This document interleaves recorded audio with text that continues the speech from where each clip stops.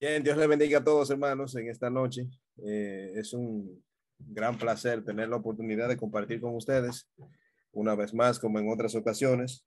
Siempre lo hacemos muy gozosos por el motivo de que es muy grato compartir la palabra del Señor y también es muy grato compartir con más hermanos que hemos tenido la dicha de conocer, que tenemos pues la certeza de que han sido salvados por el poder y la misericordia de nuestro Señor. Así que damos gracias a Dios por eso. Bien, el Señor ha puesto en nuestro corazón hablar acerca de este tema, ya que el tema de las Sagradas Escrituras, amados hermanos, es vital para la iglesia, para el avance de la iglesia, para el conocimiento de la iglesia, de todo lo que nosotros hacemos, todo lo que hablamos, todo lo que debemos creer, todo lo que debemos confiar, debe proceder de una fuente divina que es la palabra de Dios, que es la Escritura. Y este va a ser un primer momento de que vamos a tratar esta serie. Cabe destacar que es una serie muy extensa que la iremos tratando en varios periodos. Conforme esté la oportunidad, pues vamos a seguir avanzando. Vamos a tener este primer mes, ¿verdad? Estos 4 momentos, pienso que son 4 intervenciones, pero luego hay otros temas que quedan pendientes porque quisiera sí poder abarcar todo completo en relación a lo que la bibliología o el estudio de las Sagradas Escrituras plantea. Y quizás si nos preguntáramos por qué este tema, bueno, en la intervención que tendré hoy va a variar un poquito, porque no va a ser quizás expositiva en el sentido de que no se va a quedar en un texto específico, sino que vamos a ir viendo varios textos que van a ir soportando el gran tema que tenemos, lo que va a ir dirigiendo el estudio va a ser básicamente el tema de las escrituras, de la bibliología, de lo que la Biblia dice acerca de sí misma. Y quisiera pues que prestáramos atención y que si nos preguntáramos, ¿verdad? Como le decía, si nos preguntáramos por qué es importante estudiar este tema hoy en día, miren, yo pienso que nosotros estamos en un momento muy difícil de la historia, un momento muy difícil y ahora mismo les voy a decir por qué. Ahora mismo hay crisis en varias esferas de la sociedad. Hay mucha crisis. La familia está en crisis, la moral está en crisis, la gente no cree que hay cosas absolutas, sino que todo es relativo. Por eso ustedes se dan cuenta que mucha gente está diseñando su propia ley, ellos están ideando las cosas que ellos quieren creer y están dejando de lado las cosas que tienen como autoridad. Por ejemplo, están dejando de lado las escrituras. Y eso es por un lado. Por otro lado, hermanos, hay un ataque muy fuerte, hay un ataque muy fuerte en contra del pueblo de Dios que está surgiendo desde el centro del pueblo de Dios. Se lo voy a decir ahora mismo por qué.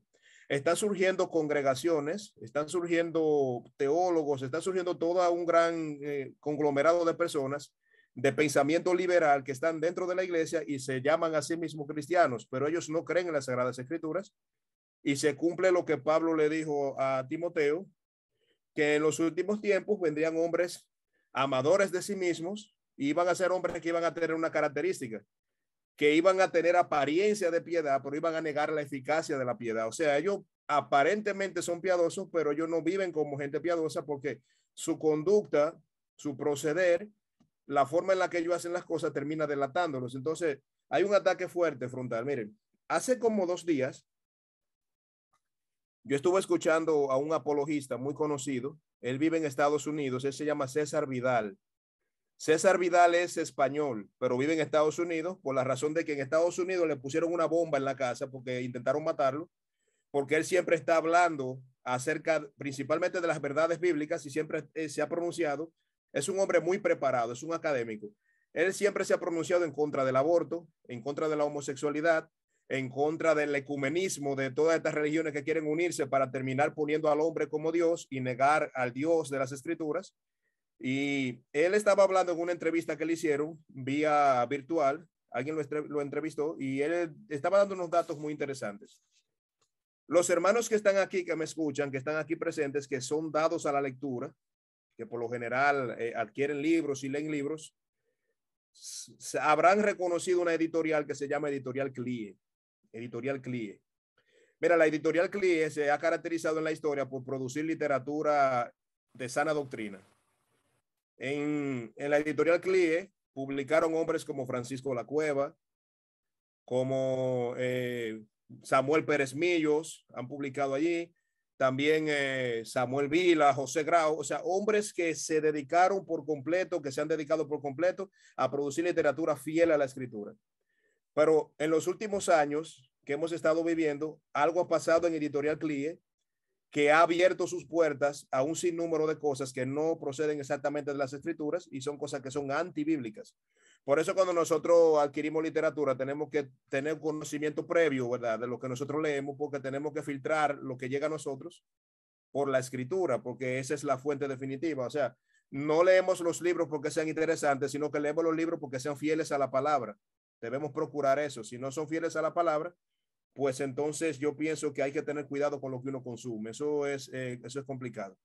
Entonces, este hombre, César Vidal, decía lo siguiente, lo que él dice es alarmante. Por ejemplo, él decía que en los últimos años se publicó un libro en ese editorial que se llama Cómo leer la Biblia. Un título muy bonito de Cómo leer la Biblia. Lo escribe un autor que se llama Máximo García Ruiz. Máximo García Ruiz escribe un libro llamado Cómo leer la Biblia. Y en ese libro, Máximo García Ruiz dice que la Biblia está llena de mitología. ¿Qué les parece? Está lleno de mitología. ¿Tú sabes lo que son mitos? Los mitos son cosas que se aceptan sin fundamento.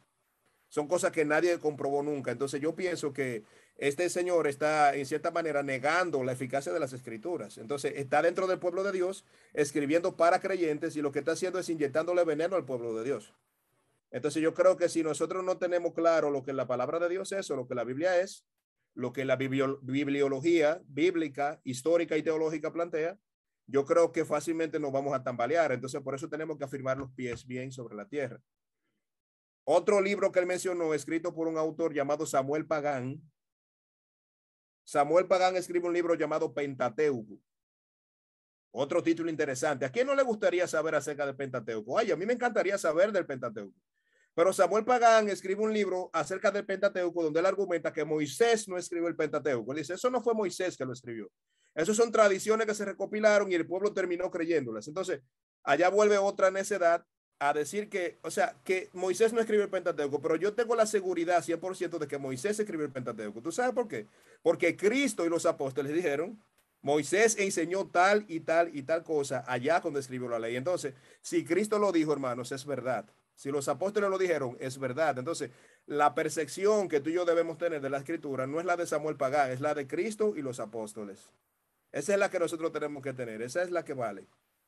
Este mismo hombre llamado Samuel Pagán escribe otro libro llamado Los Libros Proféticos, donde él habla de que Daniel no fue escrito por Daniel, de que Isaías no escribió Isaías. Entonces, ellos han caído en el gran abismo de la alta crítica. Señores, la alta crítica tiene su complejidad y es el hecho de que la alta crítica es el no por el no. Ellos están negándolo todo. Ellos te dicen a ti, mira, el libro de Génesis no fue Moisés que lo escribió. Entonces tú le dices a ellos, ¿y quién fue que lo escribió? Ellos dicen, yo no sé. O sea, ni te dicen una cosa ni te dicen otra. O sea, es un escepticismo que hay dentro del pueblo de Dios y eso es un veneno que están inyectando en el pueblo de Dios. Entonces, justamente en un momento de crisis donde la gente está perdiendo los estribos, entonces quieren ahora confundir el pueblo de Dios desde su mismo seno. Y le robo la frase a John MacArthur, que en una ocasión dijo, yo no sabía que gran parte de mi ministerio yo lo iba a destinar a defender el evangelio de los evangélicos. Tenemos evangélicos que no creen en el evangelio y tenemos evangélicos que están negando la fe. Entonces, yo digo que no puede ser posible. Yo digo que tenemos que tener cuidado con eso. Así que, hermanos, eso solamente para que vean un ejemplo de la necesidad que tenemos de un estudio de la enseñanza de las Sagradas Escrituras. En este momento vamos a ver bibliología parte 1 y tenemos ahí en pantalla básicamente dos preguntas. Ahí habla de acerca de la palabra de Dios y sus diversas formas. La palabra de Dios, hermanos, tiene diversas formas. Y hay dos preguntas. Hay una pregunta de corte general y otra pregunta de corte particular. La primera dice, ¿cuáles son las diferentes formas de la palabra de Dios? Y en esa pregunta de corte general, se dará usted cuenta de que esa pregunta se va a mantener abierta para ir contestándose durante los estudios. Durante vamos desarrollando los estudios, las distintas secciones, nos vamos a dar cuenta qué formas tiene la palabra de Dios. ¿Cuáles son esas diferentes formas? Hoy veremos quizás 2 formas. Y la segunda pregunta dice, ¿qué se quiere decir con la frase palabra de Dios? La palabra de Dios es una pregunta particular y esa la vamos a contestar inmediatamente. En realidad hay diferentes significados que la frase palabra de Dios toma, pero casi cuando la gente oye esa palabra de Dios, o sea, palabra de Dios, siempre se imaginan que es la Biblia. ¿Qué es la Biblia? La palabra de Dios. Y la palabra de Dios es la Biblia. Siempre tenemos ese juego en la mente. Pero el hecho de que ese juego esté en la mente de nosotros no quiere decir que tal vez estemos dándole el verdadero peso que eso lleva. Yo quiero que nos tomemos en serio el tema de las escrituras, porque no hay otra fuente para el pueblo de Dios más importante que la escritura. Ahí tenemos, por ejemplo, una de las formas en la que la palabra de Dios se nos ha presentado y se nos habla acerca del verbo de Dios como persona. Ustedes saben que Jesucristo es llamado el verbo de Dios y es algo muy interesante porque vamos a darnos cuenta que verdaderamente Cristo es el verbo de Dios. Por ejemplo, cuando nosotros vemos en Apocalipsis, capítulo 19, versículo 13, el texto que tenemos allí se está refiriendo a nuestro Señor Jesucristo. Dice, estaba vestido de una ropa teñida en sangre y su nombre es el verbo de Dios. Hay mucha gente que tiene mucho temor o cierta aversión al libro de Apocalipsis, pero déjame decirte, es bueno cambiar esa percepción. El libro de Apocalipsis es uno de los libros más bellos que puede existir, porque allí es donde vemos la consumación del reino. Allí vemos imágenes que no la vemos en otra parte de la Biblia. Por ejemplo, poder ver a Cristo así lleno de gloria, lleno de esplendor y viéndolo así como lo que Él es, ese gran Dios poderoso. Eso es algo sumamente precioso. Ahí nos dice, estaba vestido de una ropa teñida en sangre y su nombre es el verbo de Dios. Se está llamándole el verbo de Dios y ese mismo lenguaje que más adelante usa Juan, como estamos viendo. Entonces, tenemos que destacar al menos 3 ideas principales de esta imagen de Cristo como verbo de Dios. Lo primero es, Jesús es la imagen del Dios invisible, como se nos dice en otras partes de las Escrituras. Jesús es la imagen del Dios invisible. Cuando nosotros vemos a Cristo, podemos ver a Dios mismo manifestado en gloria. Y también sabemos que Cristo es la figura exacta de la persona de Dios. Y también sabemos que Cristo es la revelación plena y más completa de Dios, hermanos.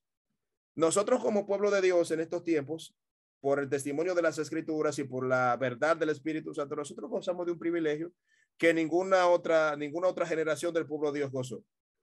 Sabemos que el pueblo de Israel siempre estuvo oyendo acerca del Mesías prometido, pero nunca pudo verlo en esplendor y gloria. Pero allí cuando llega el Señor Jesucristo, cuando es introducido al mundo a través del nacimiento virginal, nosotros tenemos como la satisfacción de esa espera. Tenemos allí el Mesías que ha venido y que se ha manifestado a la humanidad y ya sabemos quién es, hermanos. Ya no hay excusa de que nadie pueda decir, mira, yo todavía no sé, o yo sigo esperando a alguien más. Ya nosotros sabemos quién es, sabemos que ya vino.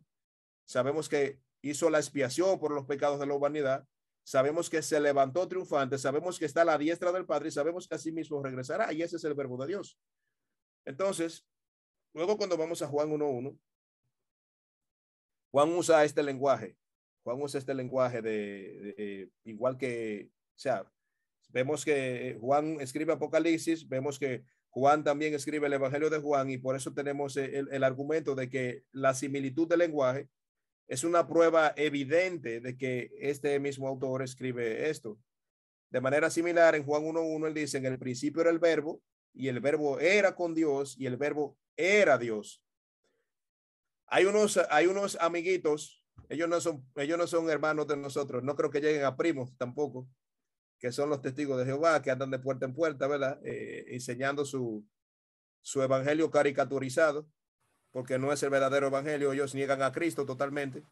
Y ellos te dicen a ti que este versículo está mal, porque ellos te dicen a ti que en el principio era el verbo y el verbo era un Dios, o sea, que no que era Dios. Entonces ellos tienen ahí un problema de interpretación. Cuando nosotros vamos al texto griego, dice exactamente que el verbo estaba como en intimidad con Dios y era tanta la intimidad que a pesar del verbo ser otra persona, era Dios mismo. O sea, es algo que a la mente común es incomprensible, pero a las personas que saben quién es Cristo, a las personas que han contemplado el poder de Cristo, que han contemplado la gloria de Cristo, que saben que Cristo verdaderamente lo salvó, se dan cuenta que verdaderamente este es el Hijo de Dios y este es Dios hecho hombre. Esto, llegamos a esa convicción precisamente por eso, porque hemos contemplado. O sea, ustedes ven a Cristo, hermanos. Ven a Cristo caminando sobre el mar. Ven a Cristo viniendo en la tormenta hacia la barca. Y él viene caminando y él manda la tormenta a parar y todo se calma y todo. Y los mismos discípulos dijeron, ¿y qué hombre es este? ¿Quién es este? Yo no vi nadie igual. O sea, que alguien me diga quién es este, porque si se dan cuenta, hermanos, Cristo es superior a los profetas, Cristo es superior a Moisés, Cristo es superior a Melquisedec, Cristo es superior. La Biblia se pasa dándonos ejemplos de que Cristo es superior a todo lo que conocemos. Y eso hace que nosotros tengamos dos reacciones: o que terminemos llamándole Señor y Dios, o que quedemos totalmente confundidos. Una de dos. Hay mucha gente que está en estado de confusión, hay mucha gente que todavía está en shock mirando a Cristo y dicen todavía quién es este. Yo todavía no llego a entender quién es este. Pero tenemos que tener la sabiduría de Pedro, que no es la sabiduría que se encuentra en la universidad, ni se encuentra en la calle, ni por allí, ni por aquí, ni por allá, ni en las bibliotecas. Esta sabiduría que es otorgada por Dios, que es aquella que nos permite hacer la gran confesión de que tú eres el Cristo, el Hijo del Dios viviente. Y debemos permitir que el Señor también nos diga, bienaventurados son ustedes, porque mi Padre ha puesto eso en sus mentes. Ese es el verbo de Dios. Entonces ahí Juan usa lo mismo. Aquí Juan obviamente está hablando del Hijo de Dios y lo podemos deducir del versículo 14, donde dice, de ese mismo capítulo, Juan 1:14, dice, y aquel verbo fue hecho carne y habitó entre nosotros y vimos su gloria, gloria como del unigénito del Padre, lleno de gracia y de verdad. Si se fijan, desde que empezamos ahí hablando, estamos hablando de la palabra de Dios. Las palabras se expresan en verbos. Ahí tenemos el verbo de Dios como Cristo. Y nos dice que ese verbo de Dios estaba vestido de sangre y su nombre es el verbo de Dios. O sea, sus ropas está llena de sangre. Un aspecto pavoroso del juicio de Dios, porque la sangre que Cristo tiene en su cuerpo no es la sangre de sus clavos, no es la sangre de sus pies, no es la sangre de su costado. Ahí en Apocalipsis, la sangre que él tiene es de sus enemigos que han sido masacrados por él. Esa es la sangre que él tiene. La sangre que tiene sobre sí mismo es que con sus propias manos ha destruido todo el imperio de la maldad. Incluso paradójicamente, la sangre de la muerte está encima de él, porque él mató a la muerte en su victoria. Él mató al enemigo, él mató todo el imperio. Entonces, eso es algo glorioso lo que podemos ver allí. Esa imagen de Cristo que, aunque mucha gente sigue teniéndole miedo a Apocalipsis, pero otra parte de la Biblia no te enseña el poder de nuestro Señor de esa manera. Y es necesario. Cada uno de los 66 libros de nuestra Biblia es necesario para darnos un aspecto importante de lo que Dios es. Entonces, estos versículos, hermanos, están indicando, ¿qué están indicando estos versículos? Estos versículos están indicando que dentro de los miembros de la Trinidad, y es importante pensar en eso, dentro de los miembros de la Trinidad, cuando hablamos de Trinidad, hablamos del Padre, del Hijo y del Espíritu Santo, tenemos un Dios trino. Dentro de los miembros de la Trinidad es especialmente el Hijo de Dios, que tanto en su persona como en su palabra tiene el papel de comunicarnos el carácter de Dios y expresar la voluntad de Dios. Es Cristo. Y si se dan cuenta, haciendo un paralelismo, porque Moisés fue un hombre muy importante. Moisés fue un hombre muy importante para el pueblo de Dios. Pero haciendo un paralelismo entre Cristo y Moisés, Cristo muestra cómo él es superior a Moisés. Por ejemplo, si se dan cuenta, cuando Moisés iba a nacer, el faraón mandó matar los niños. Mandó matar varios niños para que Moisés no naciera. Bueno, el enemigo quería impedir quizás que naciera el libertador. Pone en la mente de los hombres que maten todos los niños. Herodes también mató muchos niños tratando de evadir a Cristo. Fue así. Saben que Moisés luego pasa duros momentos en el desierto. Cristo fue llevado al desierto también a ser tentado. Luego vemos que Moisés sube a la montaña a recibir la ley de Dios. Pero Cristo sube cuando da el sermón del monte, que precisamente tiene 5 divisiones, igual que la ley. Cuando Cristo va al sermón del monte, la diferencia de Cristo y Moisés es que Cristo no recibió la ley, Cristo la dio de su boca, Cristo dio la ley de su boca. Por eso toda palabra que sale de la boca de Dios, del Hijo de Dios, es palabra de Dios. No es un asunto de necedad, no es un asunto de que los cristianos decidieron creer neciamente en Cristo. No, no es que neciamente, es sabiamente. Porque el principio de la sabiduría es el temor a Jehová. Si tú tienes temor de Cristo, tú tienes temor de Dios, tú empezaste a ser sabio, precisamente porque tienes temor de Dios. Entonces, aquí tenemos otro aspecto interesante, y es el que está allí en pantalla, que dice la palabra de Dios como discurso de Dios. Hermano, la palabra de Dios es un discurso. Es discursiva, o sea, se expone la palabra de Dios. Y hay que tener cuidado con esto porque hay muchas palabras que están tratando de suplantar la palabra de Dios.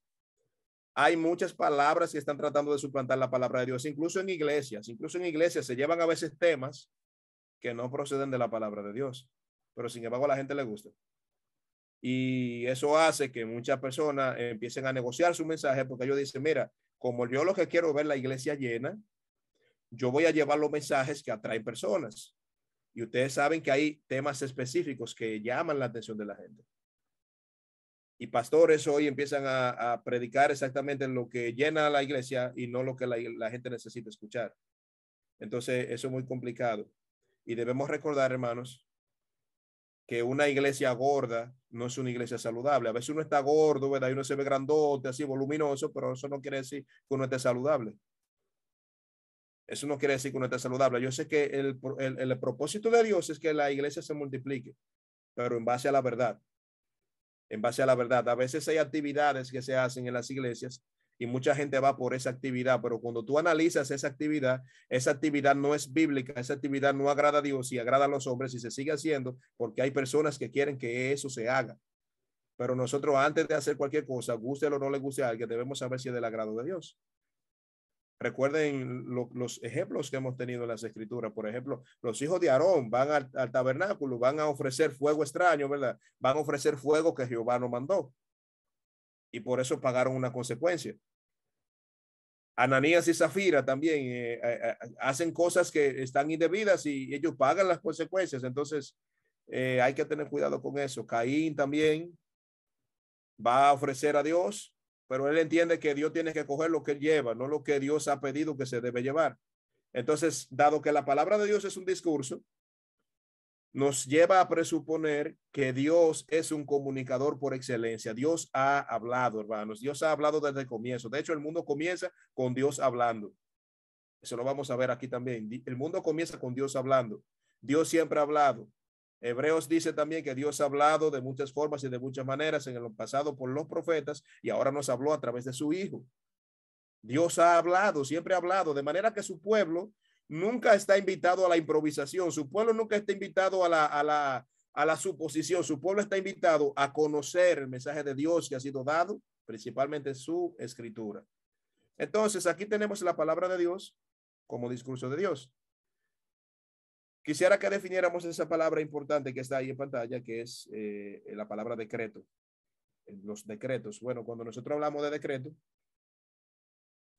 en un diccionario quizás secular, sería una ordenanza o un mandato de una autoridad, de alguien que tiene autoridad sobre algo específico. Por ejemplo, el Poder Ejecutivo tiene la facultad de emitir decretos. Tiraron un decreto nacional para todo el país. Ellos como autoridad lo hacen, pero cuando nosotros hablamos de decretos de Dios, tenemos que reconocer a Dios como autoridad de todo. Y es increíble, hermanos, cómo la gente no piensa en la autoridad que Dios tiene. Ellos piensan como que Dios está subordinado al hombre. Ellos no creen que Dios tiene autoridad. Ellos no se han dado cuenta que este mundo donde nosotros vivimos, que muchas veces nosotros nos atrevemos a decir, esto es mío, tal cosa es mía y aquello es mío, eso no es de nosotros nada. Dios es el dueño de todo. La Biblia dice que de Dios es la tierra y su plenitud. Incluso los salmos declaran, todas las cosas son mías, todo animal de la tierra, todo ser que respira es mío, dice Dios. O sea, Dios tiene derecho de autor de todas las cosas. Y cuando Dios decidió destruir la tierra con el diluvio, Dios miró hacia la faz de la tierra y yo no me imagino que la Trinidad se sentó en una mesa a dialogar. Óiganse, ¿qué ustedes opinan si bajamos a la tierra a hacer una encuesta a los seres humanos a ver si debemos o no debemos destruir el mundo? Ese no fue el procedimiento que la Trinidad hizo. Ellos no se sentaron a reunirse a ver qué pensaba el hombre de la cosa. Ellos simplemente actuaron. Dios simplemente actuó. Dios simplemente envió lo que había de enviar. Y el ser humano no ha pensado en eso. El ser humano no cree en eso. Y es penoso que no lo vean así, porque Dios es el juez del universo, el dueño de todo lo que existe. Entonces, decretos de Dios. ¿Qué es un decreto de Dios? Bueno, un decreto de Dios es una palabra de Dios que hace que algo suceda. Dios dice y sucede, como en el libro de Génesis, por ejemplo. Que acto seguido Dios decía algo, exactamente ocurría lo que Dios decía. Eso es autoridad a través de la palabra de Dios. Estos decretos de Dios incluyen no solamente los eventos de la creación original, sino también la existencia continuada de las cosas. Lo que esto quiere decir que Dios no solamente en su palabra fue responsable de crear el mundo que tú y yo conocemos, sino que Dios es capaz de sustentarlo también. De hecho, la cosa existe porque Él todavía lo sigue permitiendo. Y la ciencia dice que lo que mantiene el movimiento de la Tierra es la rotación y la traslación, pero es el poder de Dios realmente que hace que la Tierra se siga moviendo y que hace que la vida siga siendo posible. Esto no es una coincidencia, esto es obra de un Dios inteligente y Él es que sostiene eso. Hebreos 1:3, que está ahí en pantalla, dice, hablando acerca de Dios, quien sustenta todas las cosas con la palabra de su poder, con la palabra de su poder. Entonces, hermanos, yo quisiera que fuéramos cambiando un poquito la forma de pensar que tenemos acerca de la Biblia, de la Escritura, porque es que a veces no vemos la Escritura como lo que verdaderamente es. No lo vemos así.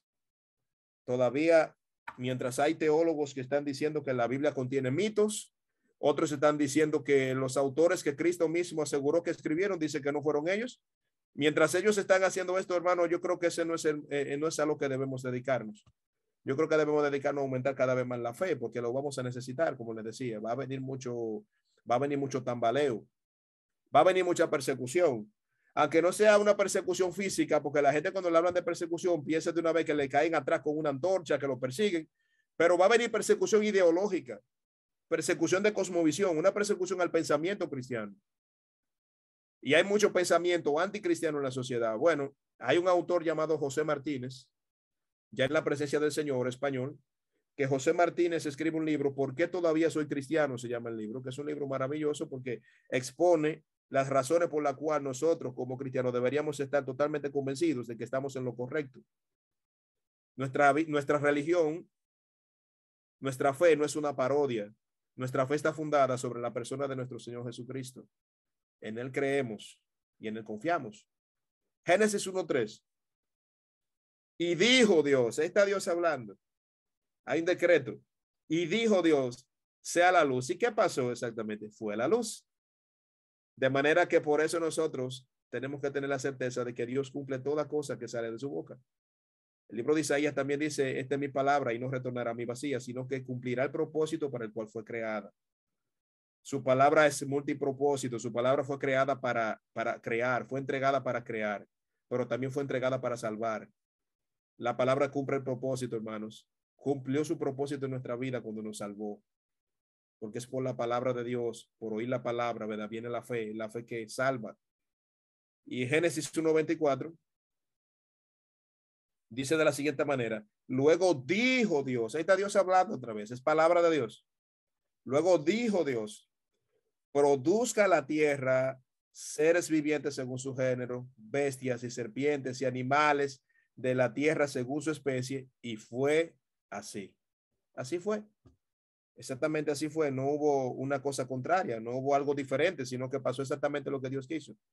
Lo que nos hace pensar también, hermanos, que nuestro Dios no se equivoca, no comete errores. ¿Cuánta gente le está echando la culpa a Dios ahora de lo que está pasando? Pero yo te voy a decir una cosa. A pesar de que la pandemia ha traído grandes dificultades y grandes crisis, también ha sido de bendición la pandemia. Yo como les digo, la pandemia nos hizo reflexionar mucho sobre muchas cosas. La pandemia nos enseñó que no estamos solos. La pandemia debe enseñarnos, si no nos lo enseñó, de que nosotros no somos cristianos de conveniencia, ni somos cristianos nada más para disfrutar de una vida buena, sino que somos cristianos para confiar en todo momento. La pandemia le quitó la máscara a los habladores que decían tener el poder en la mano. ¿Cuánta gente que empezaban a decir que ellos tenían poder de sanar y de hacer muchísimas cosas? La sanidad está en la soberanía de Dios. Podemos orar por un enfermo y Dios en su soberanía puede sanarlo, pero ya no hay gente como Pedro, que su simple sombra, el simple contacto de su sombra podía sanarlo. Ya no hay gente como esto, porque esto ocurrió como señala a Israel en su momento, pero yo no digo que Dios no tiene poder, sí lo tiene. El poder de Dios es el mismo. Lo que yo sí digo es que Dios no está obligado a hacer lo que el hombre quiera. Dios no está obligado a hacer lo que el hombre quiera. Dios cumple su promesa, Dios cumple lo que él ha prometido. Entonces, a pesar de que hemos vivido días difíciles, tiempos difíciles, hermanos, el plan de Dios no se ha interrumpido ni en una sola parte, ni en una sola parte. Y precisamente cuando vas a Apocalipsis, Apocalipsis te muestra lo convulsionada que se pondrá la sociedad en los últimos tiempos, lo difícil que va a ser todo.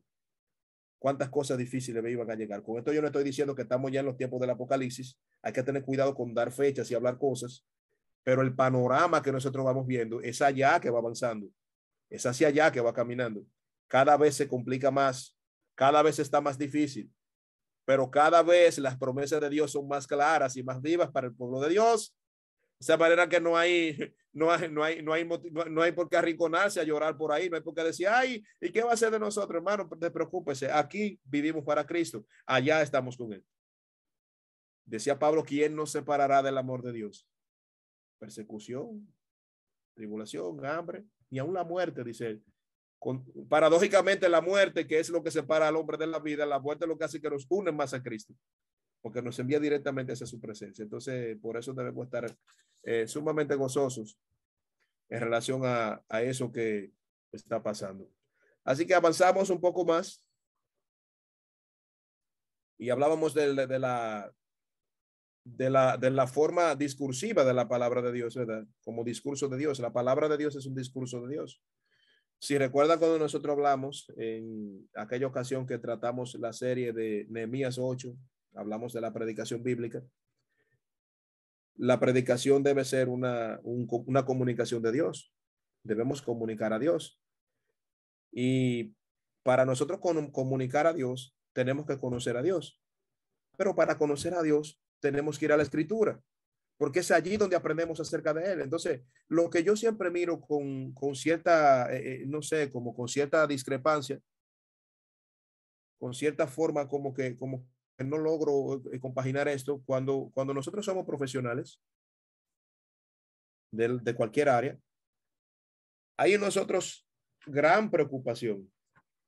Hay en nosotros gran preocupación. ¿Por qué? Porque nosotros decimos, bueno, si yo soy un administrador de empresa, yo tengo que saber todo lo que concierne a la administración, porque a la hora que a mí me contraten, yo tengo que tener la capacidad para hacer lo que debo hacer. Si tú eres un abogado, también tienes que conocer la ley, porque con la ley se vas a trabajar. Y vemos ese empeño del hombre, ¿verdad?, en la vida secular, pero cuando somos creyentes, casi nunca decimos, yo necesito, como Pablo le dijo a Timoteo, manejar la palabra con precisión para no quedar avergonzado delante de Dios. Yo necesito manejar la palabra con precisión. Entonces, ¿cómo tú manejas la palabra con precisión? Dedicándote a escudriñarla.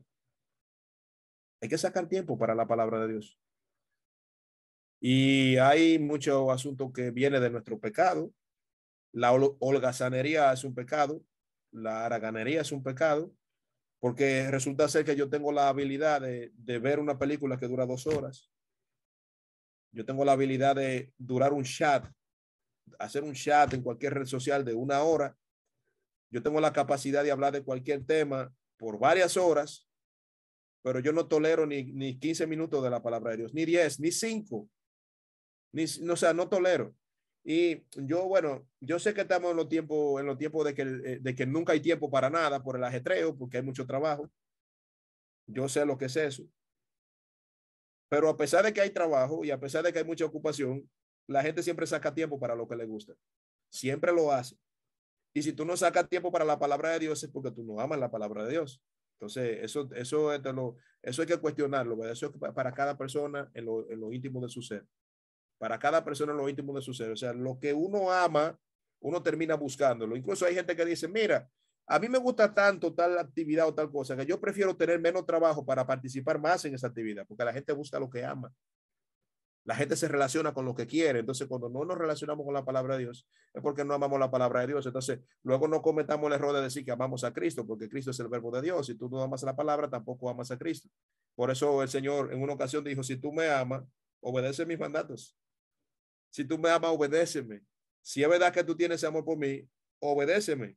porque allí se manifiesta el amor, ¿verdad? Cuando tú amas a tus padres, tú no tanto se lo muestras diciéndoselo, tú lo muestras obedeciéndolo. Cuando tu padre ve que tú le obedeces, dice, mi hijo me ama porque me obedece. Parece que yo soy un referente, yo soy importante para él. Entonces, de esa misma manera pasa con Dios y nosotros. Entonces, aquí tenemos las palabras de Dios como discurso de Dios y punto 2, palabra de Dios de comunicación personal. Lo cierto es, hermanos, que en muchas ocasiones Dios se comunicó con personas en la tierra, hablándoles directamente. Hablándoles directamente. Eso lo vemos en la Biblia. A esta se le puede llamar palabras de Dios de qué? De comunicación personal. Y si hayan ejemplos en toda la palabra en relación a eso. Al mismo principio de la creación, Dios habla con Adán. Dios habla con Adán. Y también habló con Eva, también habló, o sea, Dios está hablando allí de cara a cara con las personas. Eso es algo increíble. En Génesis 2, del 16 al 17, dice, y mandó Jehová Dios al hombre, diciendo, ahí está Dios hablando con Adán, está hablando directamente con él. O sea, no le mandó un ángel, no le mandó un mandado, sino él mismo está hablando con él. Eso, yo no sé si usted ha pensado en eso, hermanos. Eso es algo maravilloso. Él le dice, de todo árbol del huerto podrás comer, mas del árbol de la ciencia, del bien y del mal, no comerás. Hay una prohibición que Dios le da. O sea, Dios le está hablando esto a Adán directamente, de la boca de Dios. Adán está así, como, me imagino a Adán como un niño, está mirando a Dios y Dios está hablando con él. Y luego le dice, porque el día que de él comieres, ciertamente morirás. Y ahí está el mandato, ahí está Adán todavía en su estado de pureza, todavía escuchando esto de Dios, todavía no ha caído. Y es algo, una imagen maravillosa. Entonces, después del pecado de Adán y Eva, Dios todavía viene y habla directamente y personalmente con ellos. Después de la caída vuelve Dios. O sea, ellos quebrantan la ley, entonces allí viene Dios misericordiosamente a entablar conversación con ellos.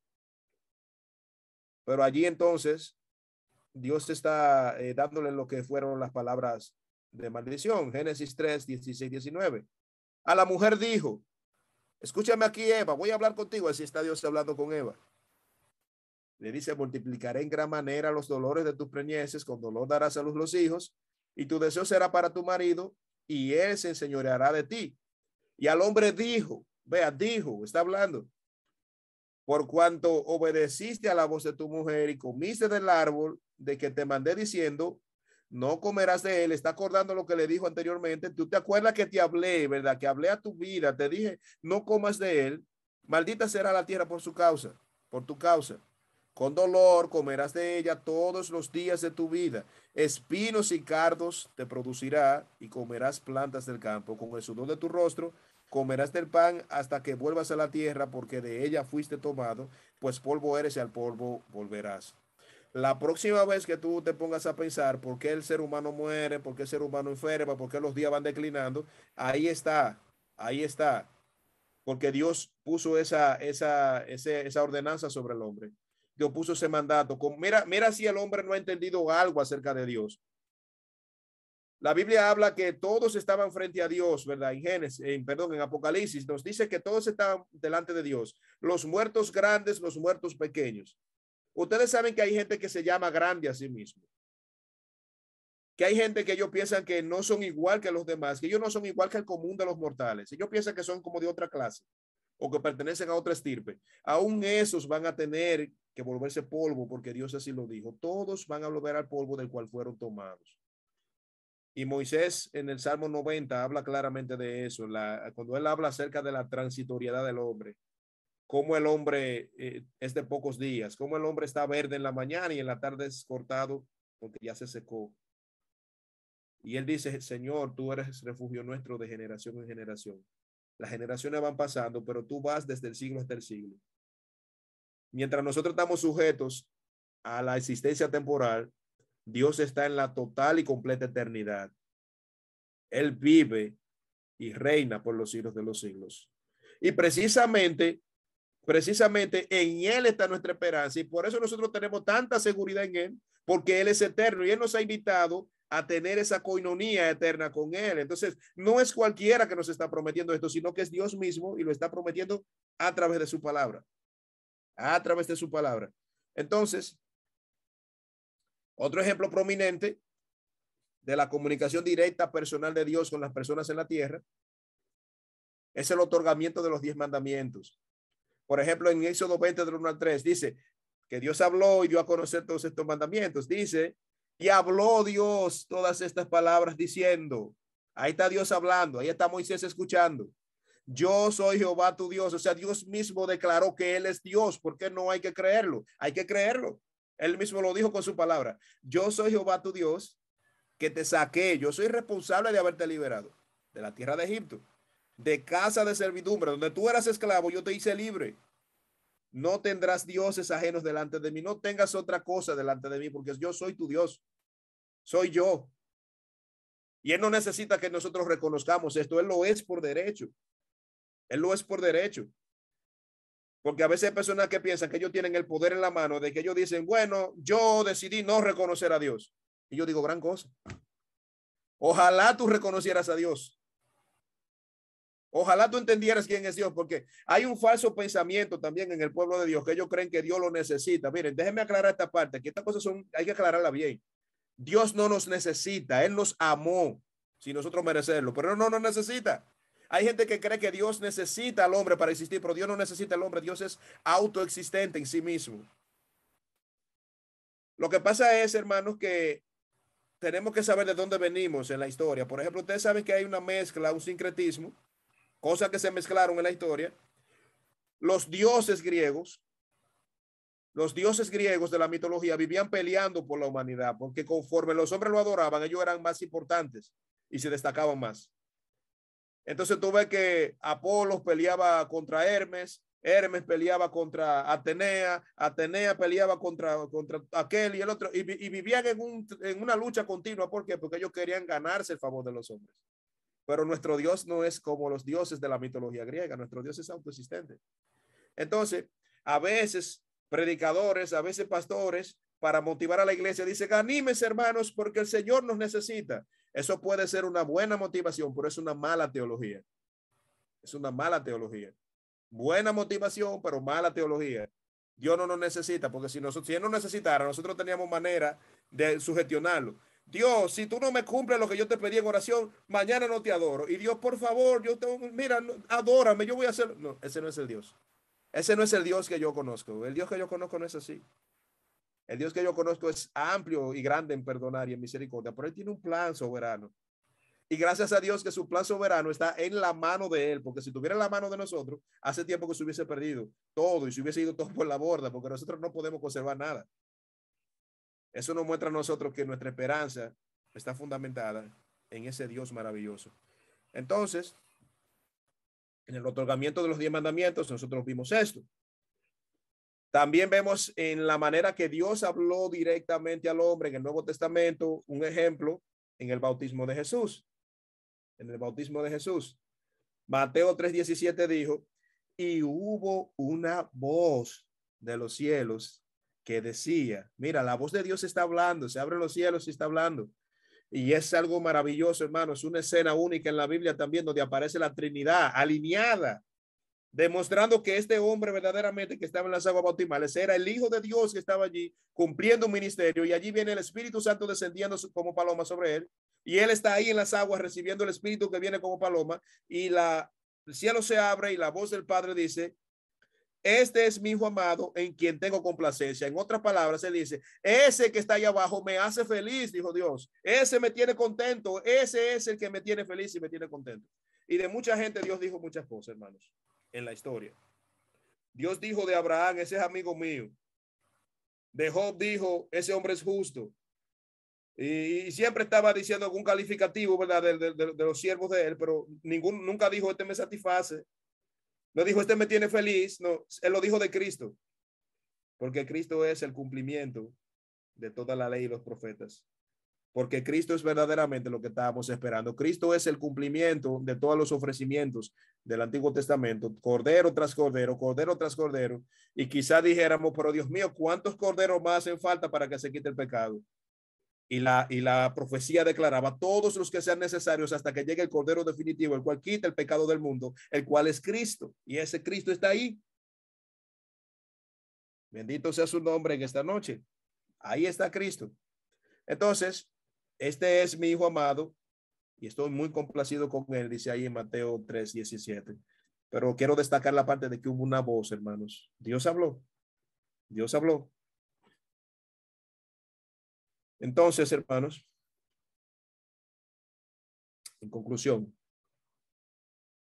vamos a hacer un extracto ya de todo lo que hemos dicho, basándonos en algunos principios que pudiéramos aplicar o extraer de todo lo que hemos ido hablando acerca de las diferentes formas de la palabra de Dios y cómo la palabra de Dios se ha otorgado. Lo primero es, hermanos, hay un refrán que dice que las palabras se toman por quien las dice. Eso intenta aclarar como que si alguien no muy importante dice algo, pues no presta mucho asunto, ¿verdad? Hay gente que anda hablando y la gente dice, mira, no le haga caso a esa persona que está hablando por ahí, la palabra se toma por quien la dice, ¿verdad? Esa persona está diciendo tantas cosas, pero esa persona no es capaz de sostener lo que está diciendo. Entonces, si aplicamos el principio de que la palabra se toma por quien la dice, nuestras palabras, si estamos leyendo hoy, las dijo Dios. ¿Y quién es Dios? El creador de todo lo que existe. Mira tú si es importante. Mirad si es importante. Número uno, debemos ser fieles a la palabra de Dios, hermano. La palabra de Dios nos manda a ser fieles a ellas. Y no es un asunto de si me gusta o no. Es un mandato, es algo no negociable. Es un mandato, es algo como, no es una sugerencia. Dios nunca dice su palabra. Sería bueno que fueras fiel a mi palabra. O yo te sugiero que lo hagas. No, es ser fiel a mi palabra. Hay un mandato ahí directo. Número dos, la palabra de Dios tiene diversas formas. Para nosotros está la forma escrita. ¿Tú quieres que Dios te hable? Pues ve y consigue tu Biblia. Ve y lee tu Biblia. Ve y medita tu Biblia. Ve y cree tu Biblia. Practica tu Biblia. Tu Biblia, si tú la practicas, te hace, como dicen por ahí, si tú la crees, te hace salvo. Si tú la practicas, te hace santo. Y si tú la aplicas en tu diario vivir, te vuelves sabio. La gente dice, la Biblia es un libro que pone a la gente ignorante. No, déjame decirte que no. La Biblia te abre los ojos a muchas realidades que ningún otro libro puede, porque se recuerda que es de un autor divino. Más adelante, conforme los estudios vayan avanzando a una etapa más avanzada, vamos a ver esa parte también de la autoridad de las escrituras, de la inerrancia. Incluso vamos a hablar de cómo se formó la Biblia. Número tres, Jesús es el verbo de Dios. Jesús es el verbo de Dios. Otra verdad que quiero destacar es que la cuarta parte,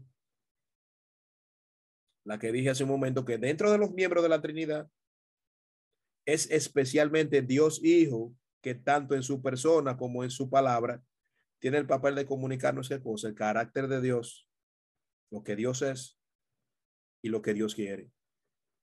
Cristo te dice a ti, mira, yo te digo a ti quién es mi Padre y te digo a ti lo que Él busca, lo que Él quiere, lo que Él está haciendo. Porque Dios está obrando, hermanos, Dios está obrando.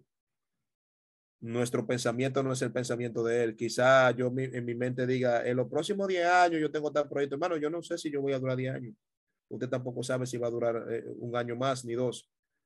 Pero lo que sí tenemos seguro es que Dios está en control de todo. Y qué bueno que Dios está en control de todo, porque otra vez repito, si fuera en control nuestro, hacemos cosas que no están correctas, pero las cosas están en las manos que deben estar. Y número 5, la palabra de Dios toman formas de poderosos decretos que hacen que sucedan eventos o incluso hacen que las cosas lleguen a existir. De hecho, el pueblo de Dios existe porque Dios mismo decretó que existiera. Dios mismo elige la nación de Israel para formar un pueblo para traer a su hijo. Es como si toda la escritura estuviese corriendo hacia el cumplimiento de la profecía, la cual es Cristo. Cuando Cristo viene, Cristo es el cumplimiento, Cristo es la plenitud, Cristo lo es todo. Entonces, cuando tú tienes a Cristo, te das cuenta de que tú eres verdaderamente salvo, porque solamente en su nombre hay salvación. Y lo último, y no por estar de último es menos importante, esto es muy importante, este sexto punto, o este sexto principio que podemos extraer de lo que acabamos de meditar, nos enseña algo importante, hermanos. No creer o desobedecer alguna de esas palabras habría sido no creer o desobedecer a Dios. Y esto habría sido pecado, hermanos. cuando nosotros nos negamos, y mira por qué la importancia, mucha gente hoy en día dice, mira, no me hable de doctrina, que la doctrina divide, háblame de Jesús, pero yo no puedo tener a Jesús si no tengo doctrina. Porque si yo no tengo la enseñanza de que Jesús es el Hijo de Dios, yo voy a negar a Cristo, entonces yo voy a estar en desobediencia, porque voy a estar en contra de lo que la palabra de Dios dice acerca de Cristo. Entonces, no creer o desobedecer las palabras de Dios es pecado, hermanos. Es el pecado de incredulidad es algo que se puede vivir dentro del pueblo de Dios. Así que ojalá que el Señor nos bendiga grandemente su palabra. Permite, Señor, que tengamos un corazón dispuesto a ser fiel a la palabra de Dios, a atesorar las escrituras como lo que verdaderamente es, como un gran tesoro. Dice la palabra que aquel hombre que descubrió una perla preciosa vendió todo lo que tenía para comprar la perla, porque la perla valía más. Esto vale más que cualquier otra cosa, hermano. Mientras hay gente que están todavía investigando grandes descubrimientos y diciendo que hay cosas que son importantes para toda la humanidad, esto es importante para el universo completo, porque estamos declarando de que Dios es verdaderamente el hacedor nuestro y que solo Él merece la gloria y la honra por los siglos de los siglos. Padre que estás en los cielos, cuán agradecido estamos en esta noche por tu gran amor hacia nosotros. Hoy venimos delante de ti, Señor, y reconocemos que no hay una dignidad en nosotros, sino la que tú has puesto, Señor. No hay atractivo en nosotros, sino el amor que tú nos has dado, Señor. No hay esperanza en nosotros mismos, en nuestro propio ser, sino la esperanza que tú nos has dado a través de Cristo. Y qué tesoro maravilloso tenemos, Señor, que es una cumbre, Señor. Es una cumbre, es una joya, es algo, es lo más importante que puede existir en esta tierra que tú nos hayas dado. Y es que nos has dejado tu palabra escrita, Señor. Palabra que se ha manifestado en diversas formas. Pero una de las manifestaciones más prominentes que ha tenido es a través de tu Hijo amado, que vino a esta tierra, tomó forma humana, el verbo de Dios hecho hombre, y estuvo enseñando y estuvo interpretando el antiguo pacto, y estuvo hablando acerca de cómo verdaderamente se podía llegar al Padre, y él decía que era solamente a través de él. Y nosotros nos aferramos a esa gran verdad de que solamente en el Hijo seremos verdaderamente libres del yugo del pecado. Ya no estamos sujetos bajo el lazo del pecado, ya no estamos sujetos bajo el lazo de la condenación, sino que hemos cambiado el rumbo por el amor y la misericordia de Dios y por esa palabra bendita que se ha revelado, que ha sido dada, que sabemos, Señor, que aunque vino a través de los hombres, no procede directamente de los hombres. Fueron instrumentos escogidos para traer esa gran verdad que vino a cambiar el mundo y que vino a edificar una iglesia para tu gloria y para tu honra. Señor, yo te ruego que bendigas hermanos aquí de 126 y los demás hermanos de otros países que también se conectan. Bendíceles en gran manera, Señor, a través de tu palabra. Y te doy las gracias una vez más, Señor, por el privilegio que me has dado de poder proclamar esta palabra, a la cual no soy inmune, a la cual yo también debo aferrarme y sujetarme de manera obediente. Así que permítenos a todos, Señor, tener el corazón humilde para recibir la palabra tuya y para vivir por ella y para creer en ella, Señor. Gracias por todo, Señor. Bendícenos, Señor, y te rogamos que seas con nosotros, que aun cuando nosotros estamos en el profundo sueño, Señor, que tu sombra esté sobre nosotros y que eso nos permita a nosotros dormir confiados, Señor, sin importar lo que pase, lo que ocurra afuera, sino que sabemos, Señor, que tú siempre estás unido a tu pueblo y le has dado esperanza eterna. En el nombre de Cristo pedimos todo esto. Amén. Dios le bendiga a todos, hermanos.